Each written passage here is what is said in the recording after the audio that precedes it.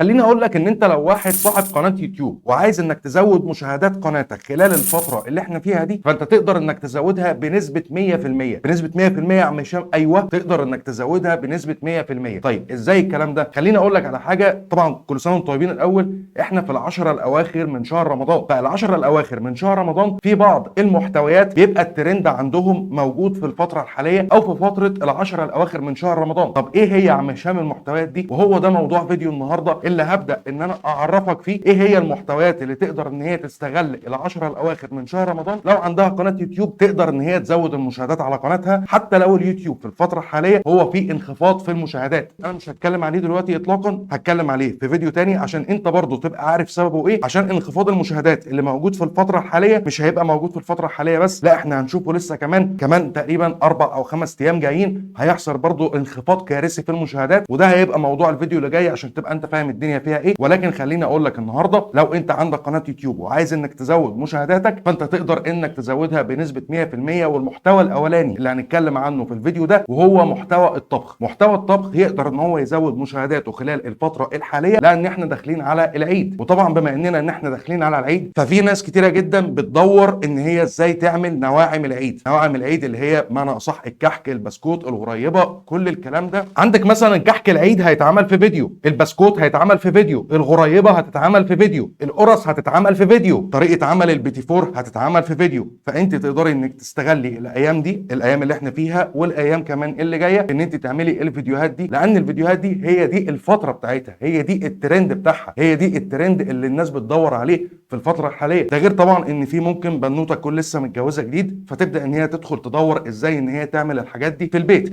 لان في ناس كتيره جدا زي ما انتم عارفين مش بيلجأوا ان هم يجيبوا الحاجات من بره، بيلجأوا ان هم يعملوا الحاجات دي في البيت. فهي عشان تقدر ان هي تتعلم ازاي تعمل الحاجات دي فتلقائها هتدخل على منصه اليوتيوب وهتبدا ان هي تدور ازاي تعمل كل الحاجات دي. فلازم ان انتوا تستغلوا الفتره دي. اصحاب قنوات الطبخ استغلوا الفتره دي بكذا فيديو زي ما انا جيت قلت لكم من شويه، كل فيديو هيتعمل بحاجه معينه. ندخل على المحتوى اللي بعد كده، والمحتوى اللي بعد كده ده لازم انت برضو تاخد بالك منه بشكل كويس جدا، وهو المحتوى بتاع الروتين. اصحاب محتوى الروتين. طب اصحاب المحتوى الروتين ازاي هيقدروا ان هم يستغلوا الترند في الفتره الحاليه؟ اصحاب محتوى الروتين دلوقتي هيبداوا ان هم ينظفوا تنظيفات العيد. وتنظيفات العيد طبعا بتبقى في البيت، بيبقى البيت مقسم لكذا غرفه او متقسم لكذا حاجه. اكيد برضو انت مش هتقسمي الفيديو بتاعك، او بمعنى اصح مش هتنظفي البيت بتاعك في فيديو واحد، لا هتنظفي البيت في كذا فيديو. فتقدري برضو ان انت تستغلي الفتره اللي جايه دي في ان انت تنظفي البيت بتاعك في كذا فيديو. يعني غرفه النوم في فيديو، غرفه المعيشه في فيديو، غرفه الاطفال في فيديو، الريسبشن في فيديو، المطبخ في فيديو، الحمام في فيديو. فانت كده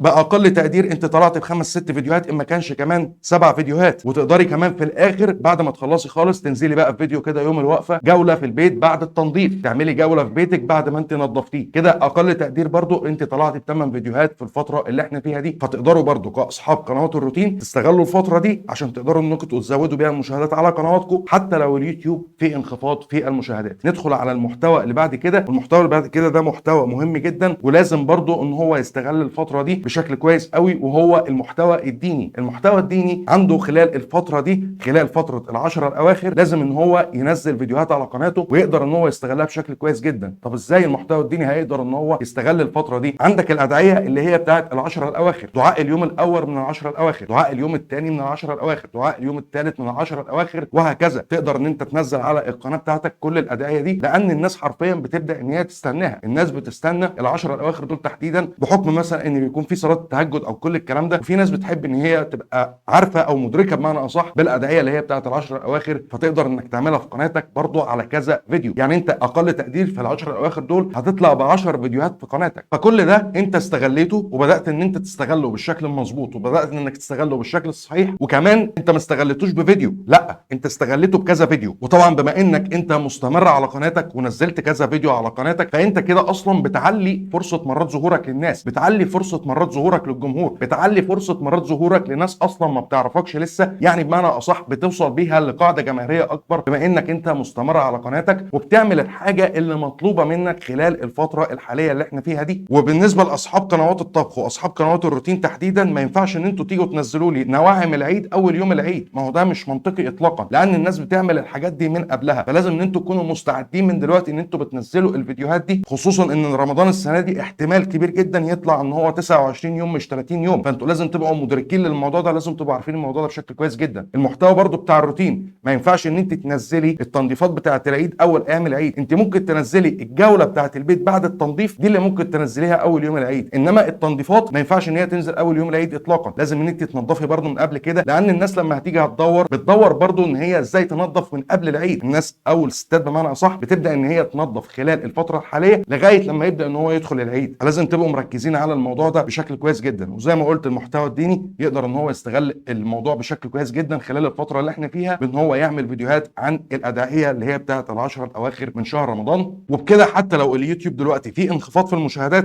هتقدر انك تعلي المشاهدات على قناتك بشكل كويس جدا. هندخل على المحتوى اللي بعده. المحتوى اللي بعده هو محتوى الفلوجز. محتوى الفلوجز يقدر خلال الفتره اللي جايه يقدر برضه ان هو يزود بيها المشاهدات على قناته بشكل كويس جدا. طيب ازاي محتوى الفلوجز تحديدا هيقدر ان هو يزود المشاهدات على قناته؟ يقدر ان هو يزود المشاهدات على قناته ان هو يعمل الاجواء بتاعه العيد. ينزل مثلا لو انت مثلا او انت بتصور في الشارع او كل الكلام ده، تقدر انك تنزل الشارع تبدا تصور اجواء العيد في الشوارع عامله ازاي. تقدروا ان انتوا برضو تنزلوا تصوروا الاجواء بتاعه وقفه العيد، الزحام بقى اللي بيكون موجود في الشوارع، الاحتفالات اللي بتبقى موجوده في الشوارع، كل الحاجات دي. وكل الحاجات دي برضو تقدروا ان انتوا تعملوا لها كذا فيديو، خصوصا لو نزلتوا فيديو يوميا في العيد. يعني ممكن 3 ايام العيد تقدروا ان انتوا تستغلوها بشكل كويس جدا، بالاضافه كمان لليوم بتاع الوقفه. فانت كده عندك 4 ايام قدرت ان انت تستغلهم. ازاي بتوري الناس الاحتفالات اللي بتبقى موجوده، الزحام اللي بيبقى موجوده في الشوارع، احتفالات الاطفال اللي بتبقى موجوده في الشوارع، كل الحاجات دي. ولكن خلوا بالكم من حاجه كويسه جدا اصحاب الفلوجز تحديدا، الحاجات اللي بتبقى وانتوا بتصوروها في الشارع، اكيد طبعا في عربيات بتبقى معديه، موتوسيكلات بتبقى معديه، تكاتك بتبقى معديه، كل الكلام ده طبعا بيكونوا مشغلين، احيانا بيكونوا مشغلين اغاني. العربيات ممكن تكون مشغله اغاني، التكاتك مشغله اغاني، كل الكلام ده ما ينفعش ان هو يظهر في الخلفيه. واكيد انتوا عارفين ومدركين حاجه شبه كده. فلازم ان انتوا تقصقصوا الحتت دي في المونتاج عشان تقدر ان انت تنزل الفيديو على قناتك بدون ما يحصل له اي مشكله، وبدون ما ان هو يتعرض لحقوق الطبع والنشر. هو ده كان يبقى الفيديو بتاع النهارده. يا رب ان انا اكون عرفت افيدك، يا رب اكون قدرت ان انا الم لك الدنيا بشكل كويس عشان تقدر انك تزود مشاهداتك خلال الفتره دي والفتره كمان اللي جايه. وربنا يوفقكم جميعا ويوفقنا جميعا، وكل سنه وانتم طيبين. لو عندك اي استفسار او عندك اي سؤال، انزل اكتب تحت في الكومنتات وهتلاقيني برد عليك. لايك وشير وسبسكرايبك، واشوفك الفيديو الجاي.